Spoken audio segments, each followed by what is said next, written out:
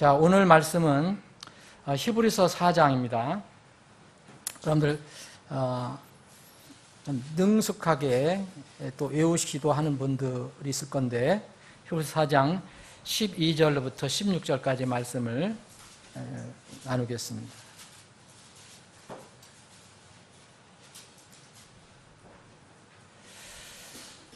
자, 제가 읽겠습니다. 제가 가지고 있는 성경으로 읽겠습니다. 하나님의 말씀은 살아있고 권능이 있으며 양날 달린 어떤 검보다도 예리하여 혼과 영과 및 관절과 골수를 찔러 둘로 나누기까지 하고 또 마음의 생각과 의도를 분별하시는 분이시니 그분의 눈앞에서 드러나지 아니하는 피조물이 하나도 없고 모든 것이 우리와 상관하시는 그분의 눈에 벌거벗은 드러나 있느니라. 그런즉 우리가 위대하신 대제사장 곧 하늘들 안으로 들어가신 하나님의 아들 예수님이 계신 줄 알므로 우리가 우리의 신앙 고백을 굳게 붙들자. 우리에게 계신 대제사장은 우리의 연약함의 감정을 몸소 느끼지 못하시는 분이 아니요 모든 점에서 우리와 똑같이 시험을 받으시되 죄는 없으신 분이시니라. 그러므로 우리가 긍휼을 얻고 필요한 때에 도우시는 은혜를 얻기 위해 은혜의 왕자로 담대히 나아갈 것이니라. 아멘. 아버지 하나님, 3주 만에 다시 강단에 서서 부족하지만 하나님 말씀을 대언할 수 있는 이런 기회를 허락해 주심을 감사합니다. 말씀을 대할 때마다 두려운 마음을 떨쳐버릴 수가 없습니다. 말씀 자체가 참으로 놀랍고 두렵기 때문입니다.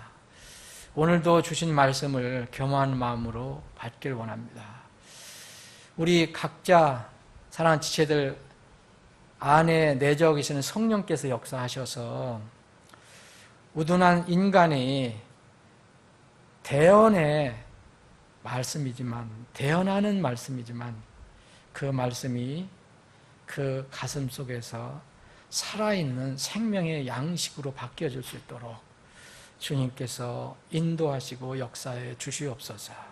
이 시간에 전폭을 주님께 의탁하옵고 거룩하신 예수님의 이름으로 기도합니다. 아멘.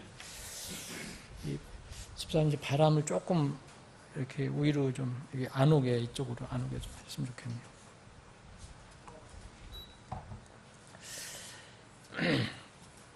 여러분, 오전과 이제 오후에도 이렇게 연결해서 말씀을 드리고 싶습니다. 제가 오래간만에 여행을 한 거거든요. 어쨌든 여행을 한 거예요. 그러니까 관광 여행은 아니지만, 근데 여행을 하면서 이번에 느낀 게, 참, 그 여행이 좀 피곤하구나. 이런 것을 이번에 느꼈어요. 젊었을 때, 어렸을 때, 또 이렇게 힘이 있었을 때는 여행하는 것 자체가 좋잖아요. 어딜 간다 그러면 흥분되고. 근데 이제는 여행하는 것 자체가 힘들다. 이런 생각이 들었습니다.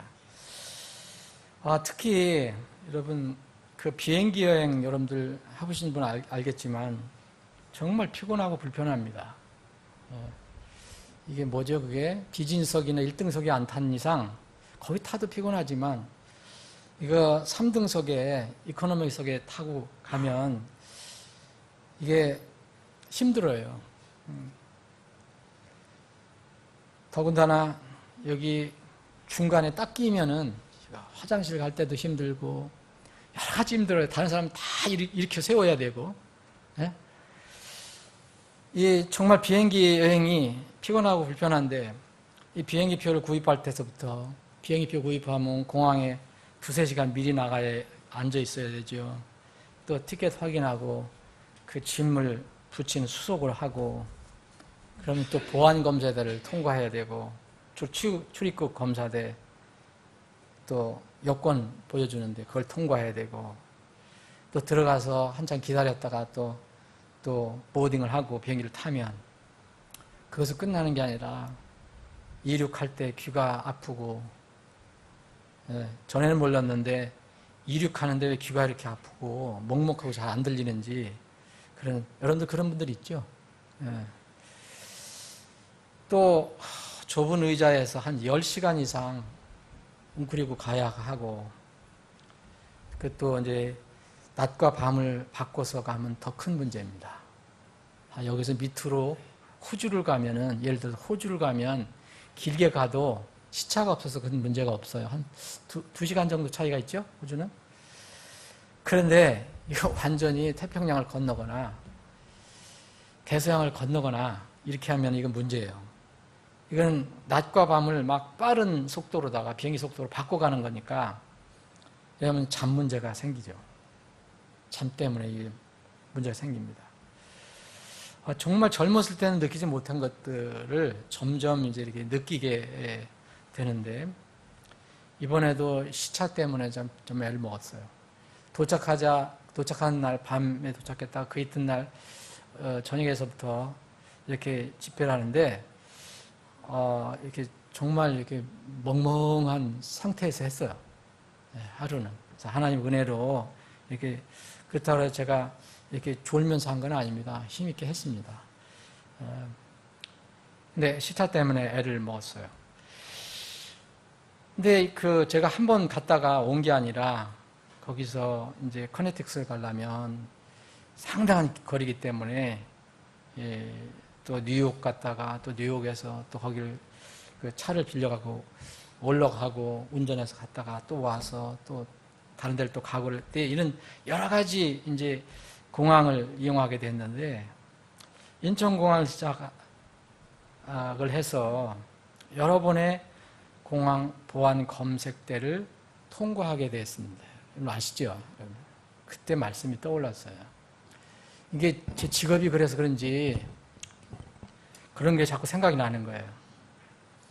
그 말씀이 떠오르는데 강한 말씀이에요. 그래서 그 말씀을 가지고 묵상을 했습니다. 이렇게 2주 동안 생활할 때마다 묵상하고. 여러분, 요즘은 테러 방지 목적으로 공항의 보안 검사가 엄청나게 까다로워졌다는 걸 아시죠? 원래 국내 비행기는 내가 모르겠어요, 요새. 근데 특히 국제에서는 굉장히 까다로워요. 특히 미국 들어가는 거는 정말 까다로워요. 미국이 이제 테러 대상국이 됐기 때문에. 이번에는 또 공항에서, 인천공항에서 출발하자마자 제가 또 무작위로 이렇게 위험인물로 지정이 돼갖고, 제가 무작위로 그렇게 된 거예요. 무작위. 막 꼬아갖고서. 그래서 별도로 우리 집사람 저기 있는데 저만 데리고 가서 한참 뭐 손찜 다 사서 수색하고 몸 수색하고 그래서 왜 그렇게 했냐 했더니 무작위래요. 특별히 제가 무슨 의심스러운 사람이 아니라. 그래서 이 테러를 방지하기 위해서 각 나라 공항이 이런 것을 아주 굉장히 보안 검사를 강화하고 있습니다. 그런데 옛날과 다르게 요새는 공항에 특별한 기계를 설치해 놓고 그것을 운영하고 있어요. 비행기를 타고 어느 나라를 가든 그 여행을 하려는 사람은 이 공항에서 이 검색대를, 보안 검색대를 반드시 통과해야 됩니다. 이게 이제 기계인데, 옛날과 좀 다른 기계인데, 이것을 이른바 전신 검색기라고 그래요. 들어보셨을 거예요. 전신 스캐너라고도 하고, 전신 검색기인데, 한참 이게 처음에 도입하려고 할 때, 미국에서도 그렇고, 한국에서도 그렇고, 각 나라에서도 이게 조금 말이 있었습니다. 인권과 사생활 침해가 있지 않느냐. 그래서 이거에 대해서 왈가왈부 얘기가 있었는데, 이게 쉽게 말하면 알몸 투시기예요. 알몸 투시기. 그러니까 그 기계 안에 들어가서 이렇게 찍히면 이게 완전히 알몸이 그대로 드러나는 거죠. 그렇다고 해서 여러분 옷 다 벗고 있는 그런 모습이 아니라 그 사람들이 볼 때 몸에 뭐가 있는가 샅샅이 다 드러나게 되는 거죠. 어느 몸의 어떤 은밀한 부분에다가 뭘 숨겨도 다 드러나게 돼 있어요. 그런 기계인데, 제가 오래간만에 미국 여행 했잖아요. 근데 이번에 이 기계를 통과할 때 상당히 검사원들이 사무적이고 또 미국은 특히 더한 것 같아요. 굉장히 우압적인 사람들도 있어요. 이 기계 안으로 들어갑니다.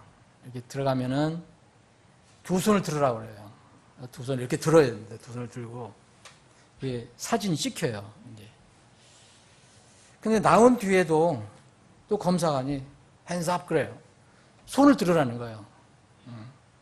두 손을 듭니다. 그럼 이렇게 하고 그 사람은 또 몸을 수색을 해요.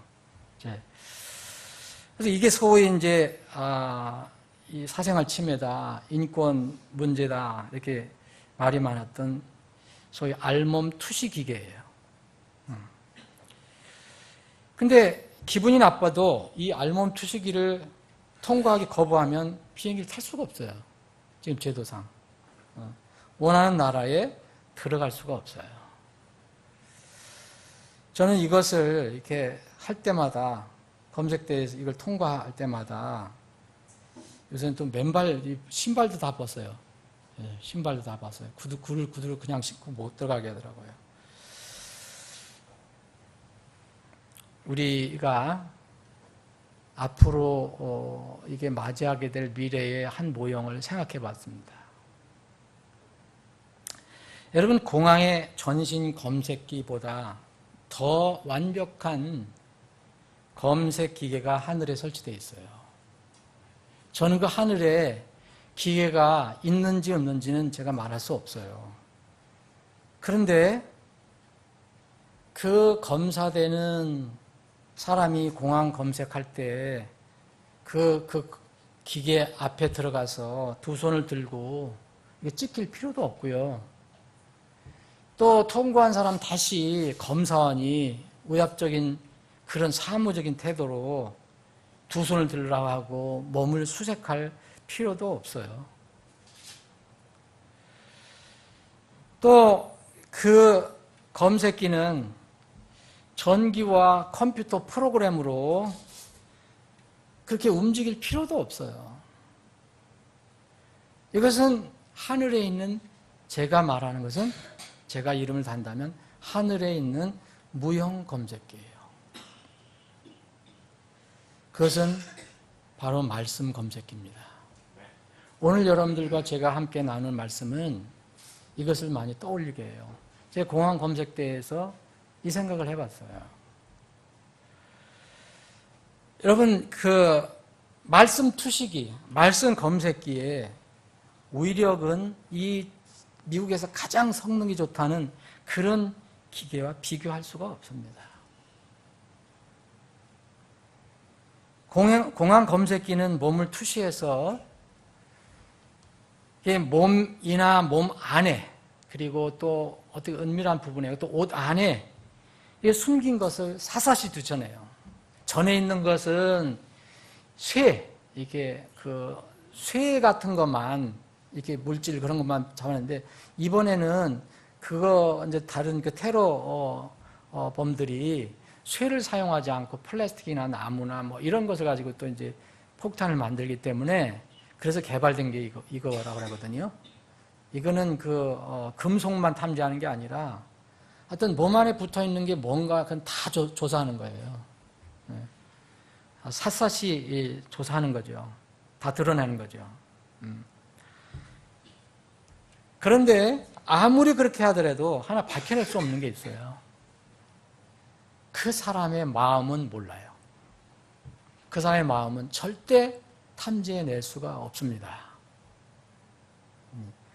이 지상에 있는 것은 그렇습니다. 예를 들어서 테러를 모의한 사람이 몸에 숨기고 뭘 들어왔다. 그럼 그걸 통해서 다 발견될 수 있죠. 총이든 칼이든 뭐 약이든 뭐 독약이든 찾아낼 수가 있겠죠. 그런데 그 사람이 이런 걸 가지고 들어오지 않았더라도 아주 나쁜 마음을 먹고 왔어요. 비행기 안에서 무슨 일이든 한번 해보겠다. 에?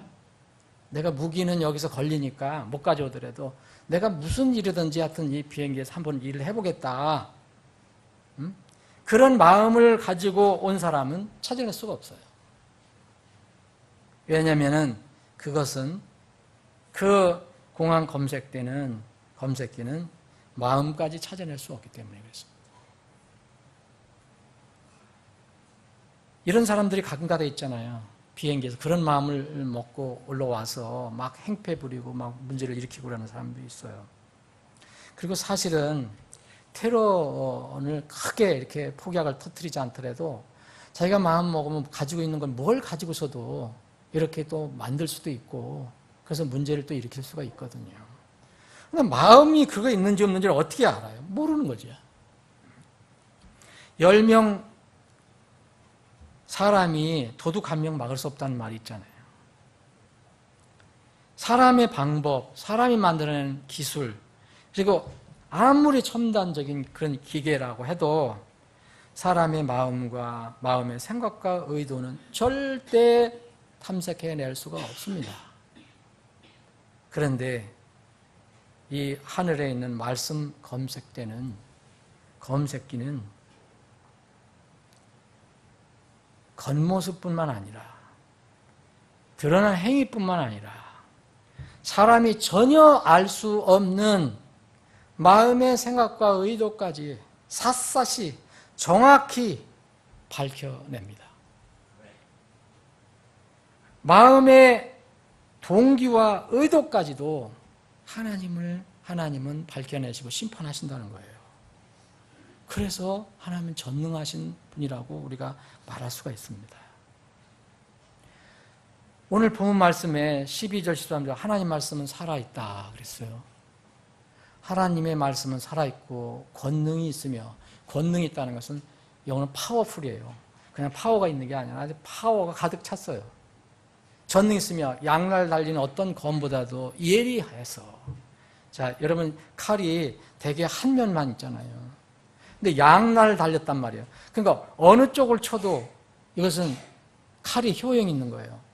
양날 달리는 어떤 검보다도 예리해서 사람의 혼, 영 및 관절과 골수를 찔러서 둘로 쪼개 나눈다. 여러분 이렇게 할 수 있는 기계가 어디 있어요? 그런데 하나님께서는 하나님 말씀이 그렇다라고 말씀하십니다. 둘로 쪼개서 나누기까지 하고 또 사람의 마음의 생각과 의도를 분별하신다. 파악해내신다. 그런 분이시다라고 얘기합니다. 이게 말씀이 뒤에 부분에는 이제 인격으로 바뀌었어요. 그래서 결론은 뭐냐? 그분의 눈앞에서는 드러나지 않을 피조물이 하나도 없고 그랬어요. 자, 그분의 눈앞에서는 드러나지 않을 거, 숨겨질 거, 덮여질 그런 피조물이 하나도 없다. 이 세상에. 여러분들과 저도 해당이 되는 거예요. 여러분들이 아무리 고집피워도 여기다 해당이 되는 거예요.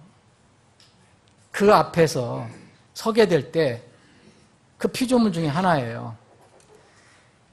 그렇게 그분이 눈앞에 드러나지 않는 피조물이 하나도 없고 모든 것이 우리와 상관하시는 그분의 눈앞에 벌거벗은 채 드러나 있느니라. 여러분 그 알몸 투시기 때문에 뭐 인권이니 뭐 사생활 침해니 뭐 얘기가 나오지만 특히 이제 여성 단체에서 그런 얘기를 많이 하는가 봐요. 그런데 여기는 이 하나님 말씀은요 더 노골적이에요. 그냥 그분의 눈앞에 우리가 벌거벗은 채 드러나 있다. 지금도 드러나 있고 그분의 눈앞에 그리고 그분 앞으로 서면 그렇게 될 것이다라고 분명히 얘기합니다. 하나님은 여러분들 사랑하시는 성도 여러분, 여러분들이 믿고 계시는 하나님이 전능하신 분이라는 걸 믿으시죠? 여러분들이 믿는 하나님이 전지하신 분이라는 것도 믿으시죠? 전지는 뭡니까? 가위로다가 나무 자르는 게 아니고 모든 것을 아신다는 분이에요. 모든 것을 아시는 분. 아니 뭐 가벼운 거 그냥 그 소소한 거 그냥 넘어가시는 그런 분이 아니라는, 그런 모르고 넘어가시는 분이 아니라는 거죠. 전지하신 분이라. 그래서 이 하나님의 속성에 대해서 이 구약의 대언자들 그리고 많은 지도자들이 이 하나님의 전지하심에 대해서 계속해서 말씀하고 있습니다. 하나님은 전지하신 분이다. 욥기 34장을 보면 이런 말씀이 있어요.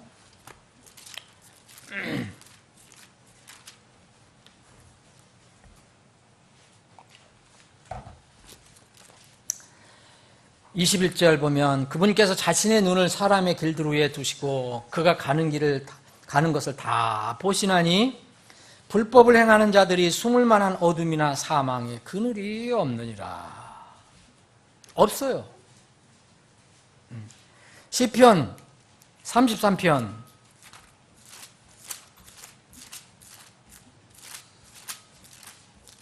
오늘 성경을 몇 구절 찾아볼 겁니다. 여러분들 불편하실 대로 찾아보실 분들은 찾아보세요. 안 찾으실 분들은 그냥 잘 들으시면 돼요. 13절, 14절, 12절부터 읽겠습니다. 주를 자기 하나님으로 삼은 백성 곧 그분께서 자신의 상속력으로 택하신 백성은 복이 있도다. 전지전능하신 분을 하나님으로 믿는 사람은 복이 있는 거예요. 주께서 하늘에서부터 바라보사 사람들의 모든 아들들을 살피시고 자신의 거하시는 곳에서부터 땅의 모든 거주민들을 보시는도다. 그분께서는 그들의 마음을 다 갖게 지으시며 그들의 모든 일을 깊이 생각하시는도다. 특히 눈물의 대언자 예레미야는요, 이 하나님의 아심에 대해서 도대체 절대로 하나님을 피할 수가 없구나. 하나님을 앞에 숨길 수가 없구나. 그래서 이 예레미야 대언자는 그런 하나님의 속성에 대해서 많은 부분을 이야기했습니다. 이 예레미야 16장 17절 보면 내 눈이 그들의 모든 길 위에 있으므로 그들이 내 얼굴을 떠나 숨지 못하며 그들의 불법이 내 눈에 숨겨지지 못하느니라. 예레미야 17장 10절 유명한 구절입니다. 나 주는 마음을 살피며 속 중심을 시험하여, 겉모습 아닙니다. 마음을 살피며 속 중심을 시험하여 각 사람의 길과 그 사람의 행위의 열매대로 그 사람에게 주느니라. 겉모습으로 주시는 게 아니라 속것까지도 다 살펴보신다. 예레미야 23장 24절 보면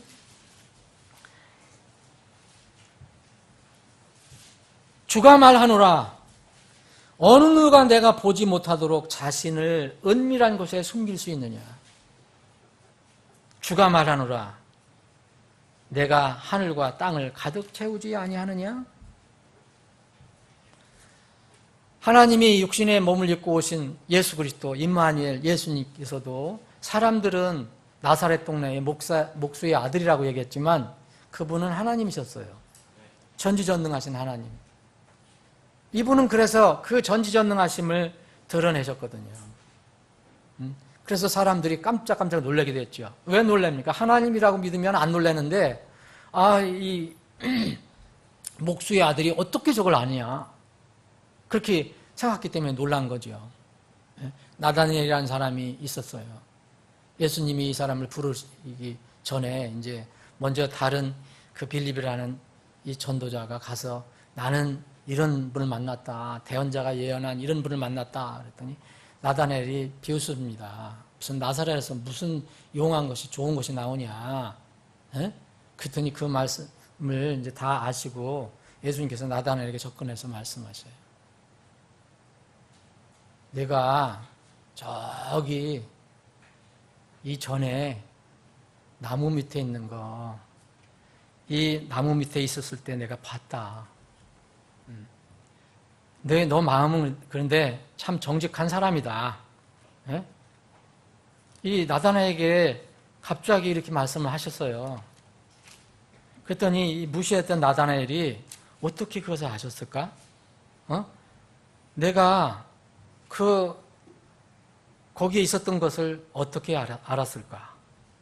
그래서 깜짝 놀래갖고 하나님을 인정하게 됩니다. 그래서 뭐라 그러냐면 내가 무화과 나무에 있었던 걸 어떻게 하셨어요? 예수님 나 미리 알고 있었다. 이거 뭐냐? 전지하신 분이거든요. 다 모든 걸 아시는. 그러니까 이 나다나엘이 그 앞에 엎드려서 선생님은 하나님의 아들이 틀림없다. 선생님은 이스라엘의 왕이다. 이렇게 무릎을 꿇습니다. 전지하신 그 모습 때문에. 여러분, 예수님은 이 땅에 계실 때 또 어떤 사람들이 마음속에 나쁜 의도를 가지고 예수님께 접근할 때 벌써 알고 계시고 그 생각을 아시고 그렇게 말씀하셨어요. 예. 그분 전지하신 분이에요. 그분한테 속일 수 있는 게 없죠. 드러나지 않는 게 없어요. 저는 하나님이 이렇게 전지하시다. 우리를 구원해 주신 예수님이 이게 전지하신 분이다.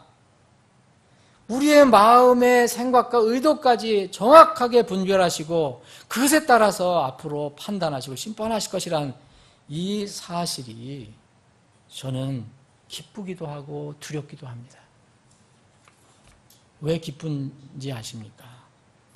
영혼의 관점에서는 우리가 이 세상에 사는데 억울하거나 불공정한 것이 절대 있을 수 없기 때문이에요. 여러분 지금 사는데 난 불공정하게 산다, 난 억울하다, 나는 왜 이러냐 이렇게 하실 필요 없어요. 영혼의 관점에서 보시면 절대로 공정합니다. 하나님께서 그렇게 해 주실 거기 때문에 그래요.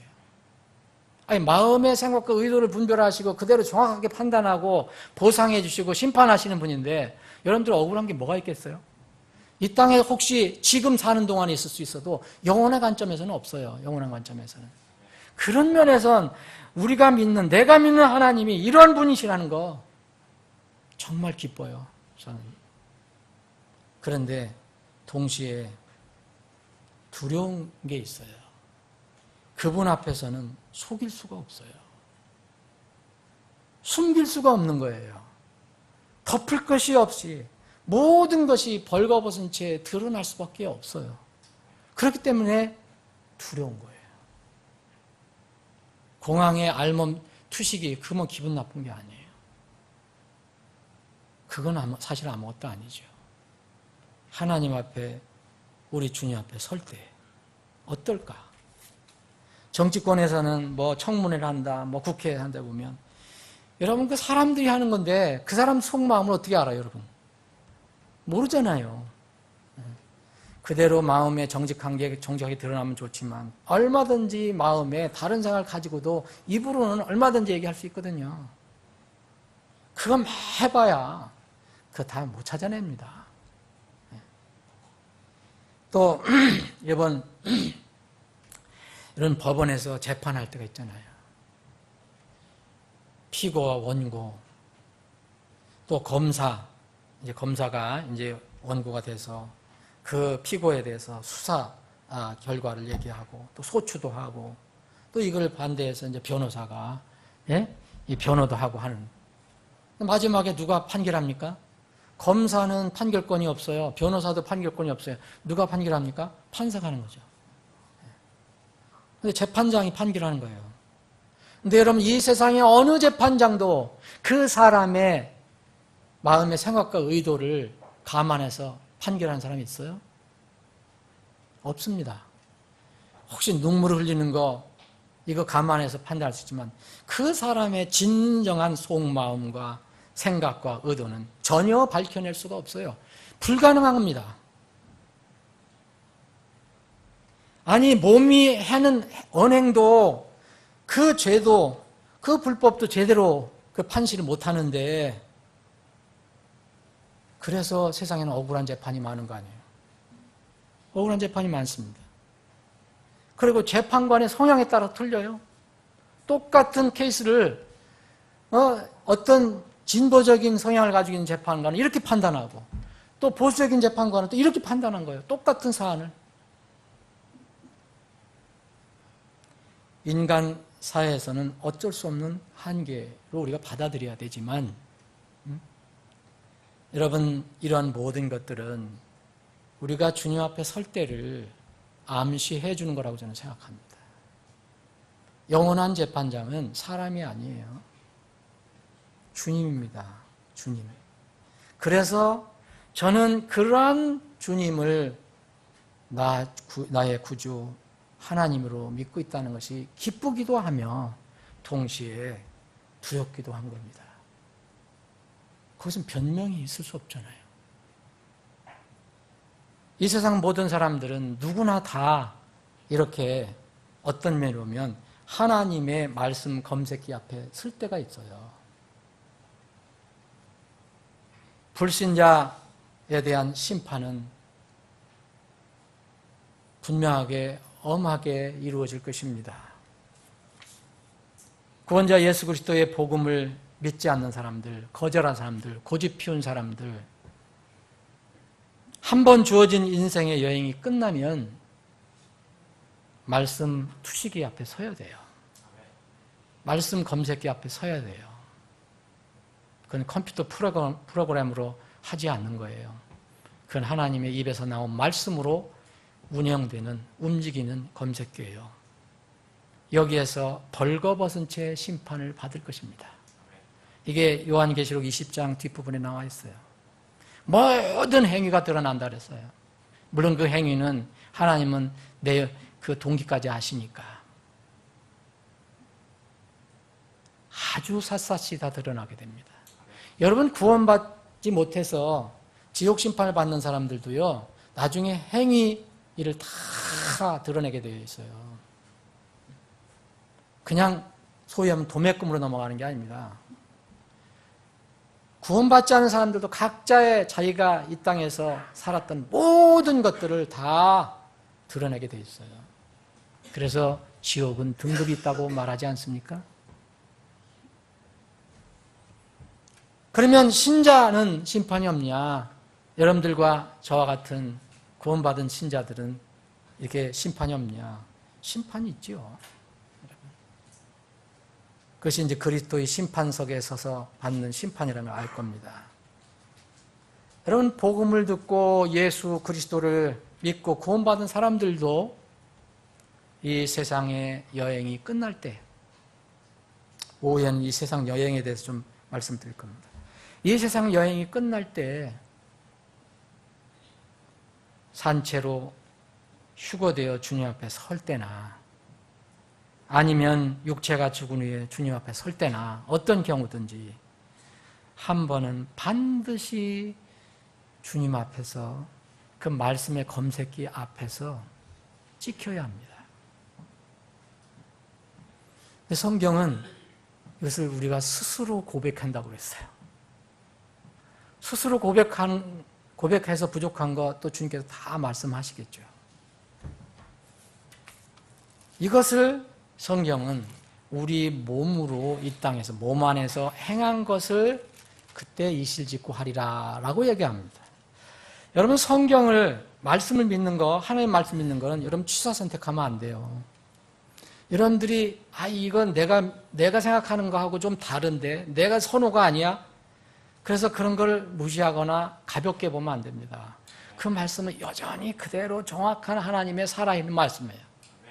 고린도후서 5장 10절에 보면 우리 모두가 반드시 그리스도의 심판석 앞에 나타나니 이로써 각 사람이 좋은 것이든 나쁜 것이든 자기가 행한 것에 따라 자기 몸 안에 이루어진 것들을 받으리라.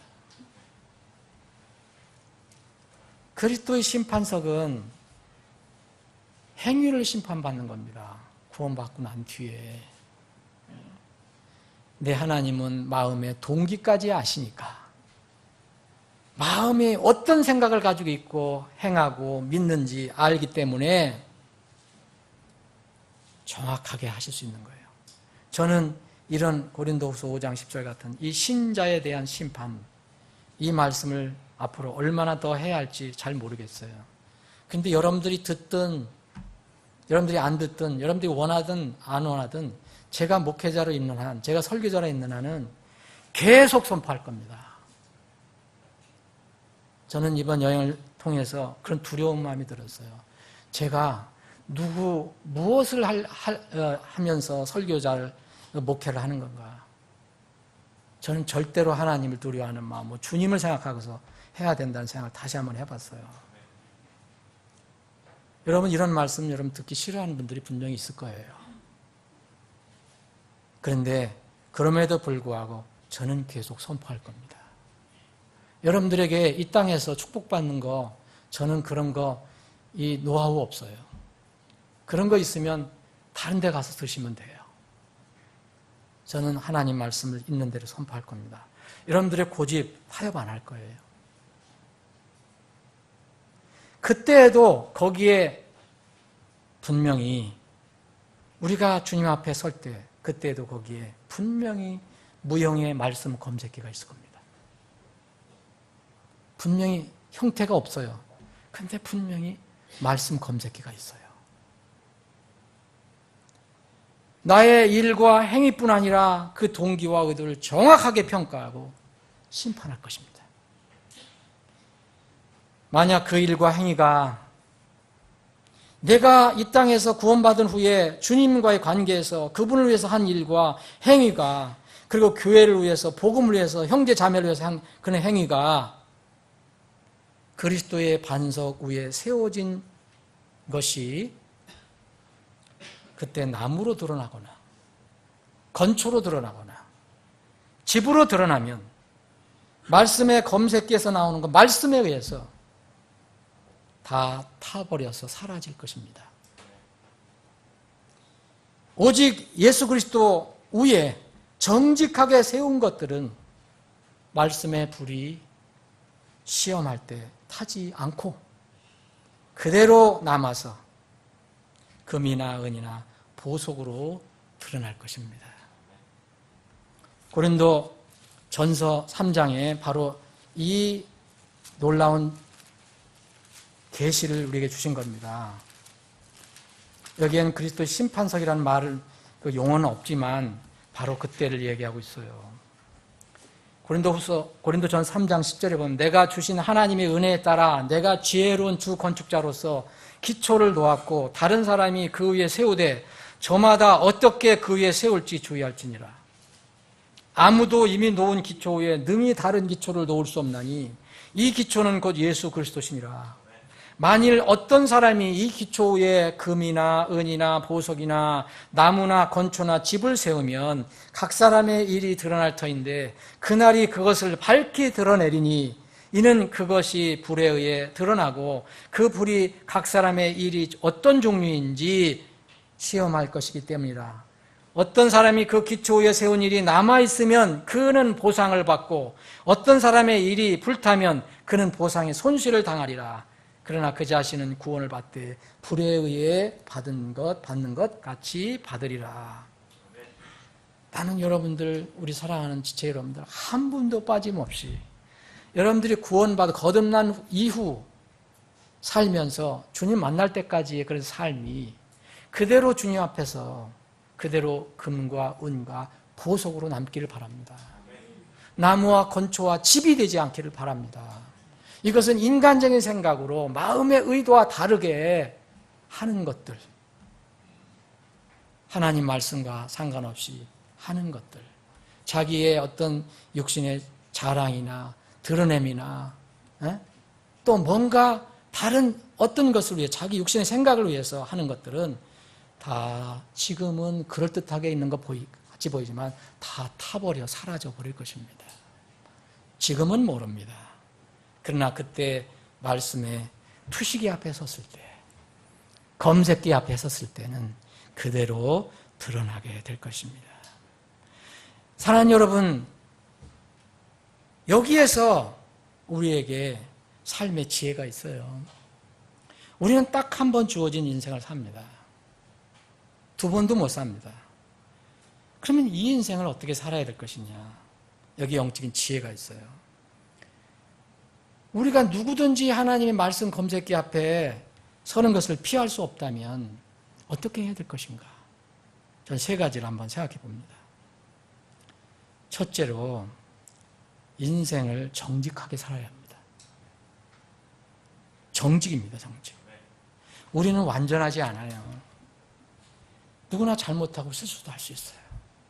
허물도 있고 곁길로 넘어갈 수도 있어요. 오늘 아침에 찬양한 것처럼 또 그 목자의 음성이 듣기 싫어서 먼 데로 갈 수도 있고 아버지의 음성이 듣기 싫어갖고서 또 먼 데로 갈 수도 있어요. 그러나 그렇게 실수하고 하고 죄도 범할 수도 있지만 주님이 어떤 분이신가를 알고 그분의 속성을 알고 그분께 나아가면 주님께 정직하면 다 이 문제를 해결할 수 있어요. 문제는요, 우리가 문제가 무슨 문제냐 하면은요, 죄를 짓는 것이 문제가 아니에요. 실수를 해서 그게 문제가 아닙니다. 잘못한 것이 문제가 아니에요. 나는 교회에서도 여러분들 실수하고 저도 실수하고 잘못한 거 그거 나무라고 싶은 생각 없어요. 누구나 그렇게 할 수도 있는 거예요. 돌아서면 되는 거예요. 돌아서면. 그게 아니라 죄를 죄로 여기지 않고 자기 양심을 속이고 사람의 눈을 살피는 것이 문제예요. 진정으로 주님께 자백하고 회개하지 않은 죄와 불법은 구원받은 신자라도요, 그날 주님의 말씀 검색기 앞에 드러나게 됩니다. 부끄러움을 당하게 되죠. 여러분, 구원받았더라도, 구원받은 신자라도 짓는 죄와 불법, 마음에 한을 가지고 있고 남을 미워하고 하는 거, 뭐 여러 가지 그런 성의에서 하는 죄, 이런 것들 그대로 가지고 있으면요, 주님 말씀 검색기에 그대로 드러나게 돼 있어요. 그래서 이 땅을 살아나간 동안은 우리 혼과 영과 및 관절과 골수를 찔러 둘로 나누기까지 하시는 분, 우리 마음의 생각과 의도를 판단하시는 분, 분별하시는 그분 앞에 정직한 게 제일 좋은 겁니다. 그분은 우리를 받아들일 때 너 왜 완전하지 못하냐? 너 완벽하지 못하냐? 너 왜 이런 죄를 졌느냐? 너 왜 이렇게 불법을 저지르냐? 이걸 체험하시는 분이 아니에요. 뭘 체험하시냐? 왜 너는 그걸 숨기느냐? 이걸 말하시죠. 너는 왜 이렇게 위선적이냐? 이걸 말씀하시는 거예요. 우리의 연약함과 부족함은 주님은 너무너무 잘 아셔요. 우리가 그래서 정직하게 살아야 합니다. 정직하게. 여기 오늘 뒤에 부분에 보면 그런즉 우리에게 위대하신 대제사장 14절입니다. 히브리서 4장 14절. 곧 대제사장이라는 게 뭡니까? 곧 하늘들 안으로 들어가신 하나님의 아들 예수님이 계신 줄 알므로 우리가 우리의 신앙 고백을 굳게 붙들자. 대제사장은 어떤 분이에요? 제사장은 하나님과 죄인 사이에 중간 역할을 하시는 분이잖아요. 이스라엘 백성들의 대제사장은 그들이 지은 죄와 불법을 하나님께 대신 아뢰고 동물 제사를 통해서 그 용서받는 그런 역할을 하는 그런 분이었어요. 그게 바로 예수님이 우리의 진정한 위대한 대제사장이라는 거예요. 우리에게 계신 대제사장은 우리의 연약함의 감정을 몸소 느끼지 못하시는 분이 아니에요. 우리가 얼마나 연약한가, 우리가 얼마나 실수를 잘하는가, 얼마나 잘하세요. 네? 모든 점에서 우리와 똑같이 시험을 받을 때 죄는 없으신 분이다. 그분과 우리 차이는 그거예요. 그분은 죄가 없다. 우리는 죄가 있다. 근데 그분이 우리를 위해서 이렇게 대제사장 역할을 하신다는 거예요. 그래서 우리가 긍휼을 얻고 필요한 때 도우시는 은혜를 얻기 위해 은혜의 왕자로 담대히 나아갈 것이니라. 그분 앞에 나가는 거예요. 정직하게. 정직하게. 한 번 주어진 인생을 사는 영적인 지혜. 말씀 검색기 앞으로 서게 되는데 정말 인생을 정직하게 살면 이 큰 영적인 지혜가 될 수가 있다. 둘째는 한 번 주어진 인생을 사는 영적인 지혜로서 겸손하게 살아야 한다는 거죠.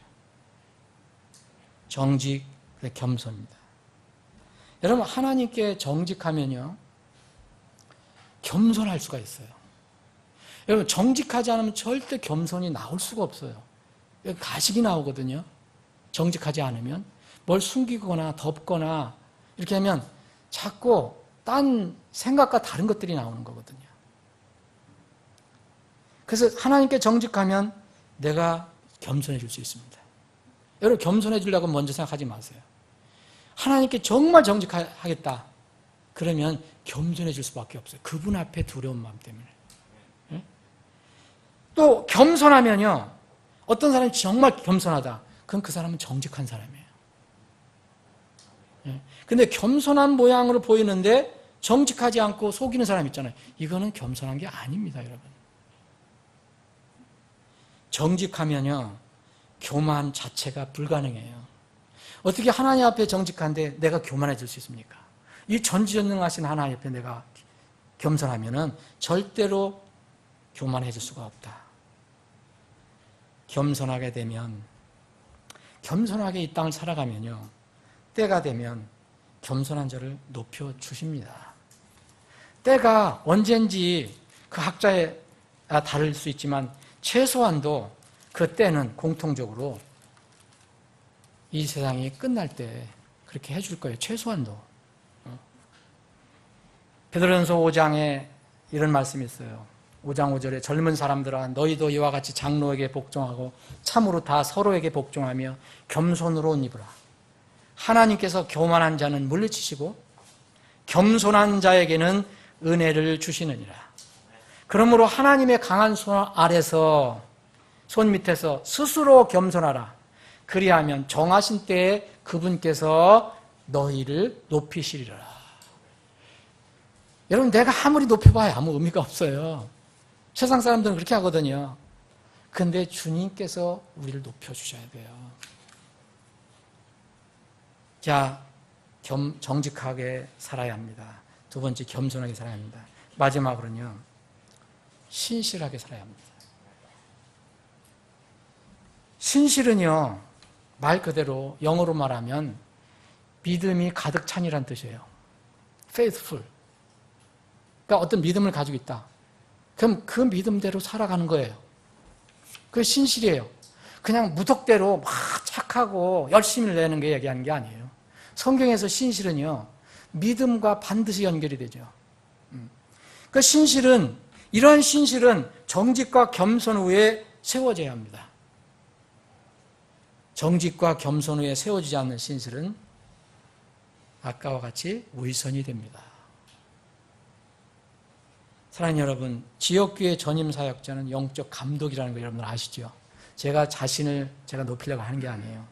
성경에서 보면 이 지역교회에 하나님께서 세우신, 회중들이 세운, 그러니까 합법적으로 이렇게 세운 전임 사역자가 있다면 하나님께서 영적인 일을 감독하라고 세운 사람이에요.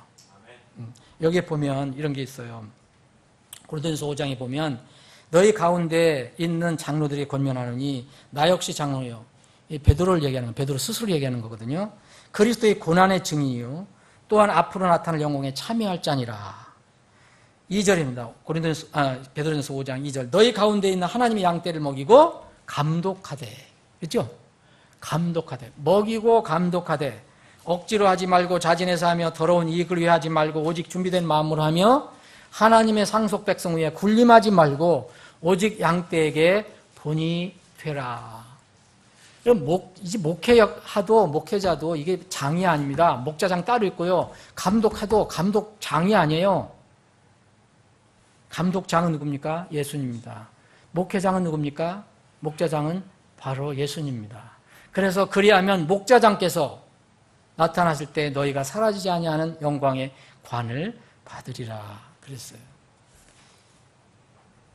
사랑하는 여러분, 제가 혹시 2주 이렇게 그 자리를 비웠는데 마음이 굉장히 사실 편하지는 않았어요. 이게 우리 부사역자도 없고 또 힘든 상태에서.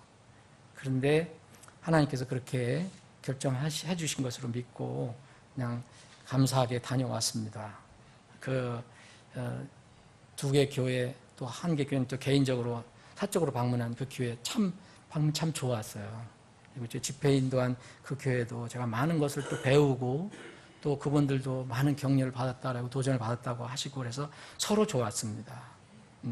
그래서 분명히 그렇게 인도하신 것으로 제가 믿는데 제가 섬기는 교회가 이렇게 마음에 걱정이 되죠. 인간적으로는. 그래서 내가 혹시 부재 중에 여러분들이 어떻게 하실까? 인간적으로 걱정인지 모르죠. 혹시 여러분들 제 부재 중에도 예배 신실했습니까? 기도에 신실했습니까? 전도 선교에 신실하고 형제 사랑에 신실했습니까? 아니면 사람이 눈이 없다고 모임을 거르지는 않았습니까? 여러분? 인간 목자와 감독은 모를 수 있어요. 절대 다 알 수 없어요. 인간 판사가 어떻게 정확하게 판단합니까? 그런데 우리의 영혼의 목자시며 감독이신 주님은 모든 것을 아셔요. 우리는 그분을 절대로 속일 수가 없어요. 그분은 또 적당히 넘어가지 않습니다. 전도서 베드로전서 2장 25절에 보면 너희가 전에는 길 잃은 양 같았으나 지금은 너희의 혼의 목자요 감독이신 분에게로 돌아왔느니라. 여러분 구원받고 주님을 믿는다는 것은요 그분이 나를 양육해 주기를 바라는 거고요 그분이 나를 감독해 주기를 바라는 겁니다. 내 마음대로 내 생각대로 하는 것을 원하는 게 아니에요.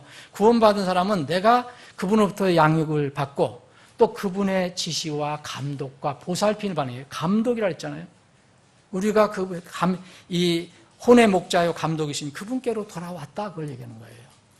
저는 사실 그냥 인간 보잘것없는 그냥 그 직책만 잠깐 맡은 사람이에요. 제가 우리 교회에 많이 목회를 만들면 다른 사람이 하는 거예요. 제가 영원히 그렇게 하는 것도 아니에요. 그런데 우리 영혼의 목자시며 감독은 주님은 모든 것을 아신다는 거예요. 그분은 속일 수가 없어요. 그래서 하나님의 투시기에 말씀 투시기에 서려면 정직하게 살아자. 그리고 겸손하게 살자. 그리고 신실하게 살자. 그것을 말씀드리는 겁니다. 왜냐하면 그분의 눈앞에서 드러나지 않는 피조물이 하나도 없고 또 우리와 상관하시는 모든 그분의 눈앞에서 벌거벗은 채 모든 사람들이 드러나 있기 때문에 그래요. 오늘 이 말씀을 통해서 하나님이 어떤 분이고 우리가 만날 하나님이 어떤 분, 주님이 어떤 분이신가를 더 깊이 생각해 보시고 그 하나님께서 여러분들에게 주시고자 하는 교훈을 여러분들의 삶 속에 적용해 보는 그런 시간이 되기를 주님의 이름으로 축원합니다. 기도하시겠습니다.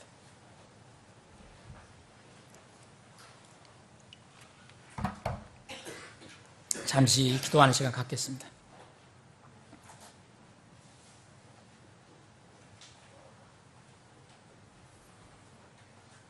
사랑하는 여러분, 여러분은 하늘의 말씀 투시기, 하늘의 말씀 검색기 앞에서 벌거벗은 채 드러날 그때를 지금 준비하고 있습니까? 전혀 생각하고 있지 않습니까? 혹은 전혀 무관심합니까? 만약 여러분들이 그때가 반드시 나에게 올 것이라는 것을 믿는다면 곧 그것은 하나님 말씀을 그대로 믿는 것입니다. 믿는다면 준비하시기 바랍니다. 정직하고 겸손하고 하나님 앞에서 신실한 삶을 사는 자녀가 되시기를 바랍니다. 하나님의 축복은 그런 것이 축복입니다. 여러분들이 이 땅에서 육신적으로 잘 되고 물리적으로 잘 되는 그런 축복만을 생각하지 마십시오. 그게 진정한 축복입니다. 하나님께서는 그러한 자녀가 되기를 지금 간절하게 소망하시고 또 축원하고 계십니다.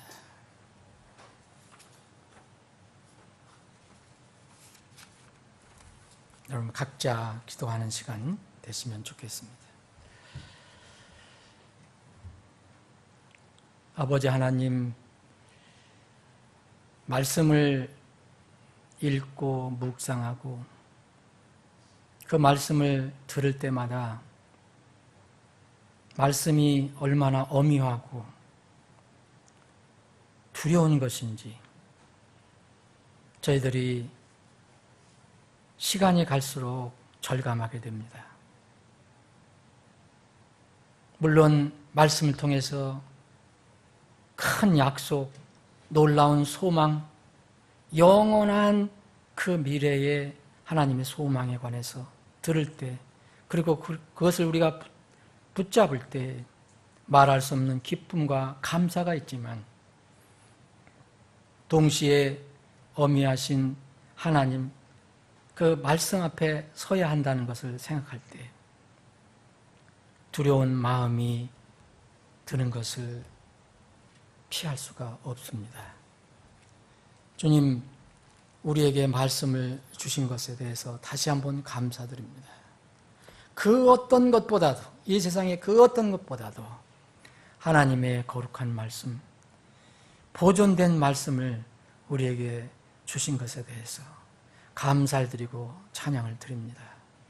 저희들 연약하고 부족해서 넘어지고 또 곁길로 가고 뒤돌아서고 또 때로는 죄의 함정에 빠지기도 하지만 주님, 우리의 영원한 대제사장이므로, 위대한 제사장이므로 주님 앞에 저희들이 있는 것 그대로를 가지고 나가면, 곧 정직하게 나가면 이 모든 문제를 주님께서 다 해결해 주시고 품어주신다는 것을 저희들은 압니다.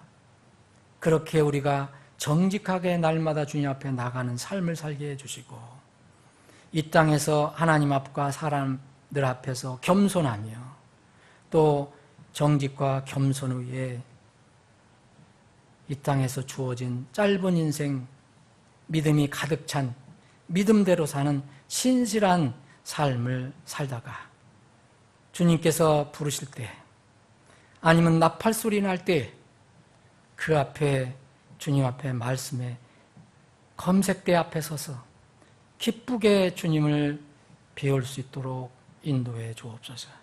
우리 교회 사랑하는 지체들은 한 사람도 빠짐없이 다 이러한 기쁨을 얻는 지체들이 되게 해 주시옵소서.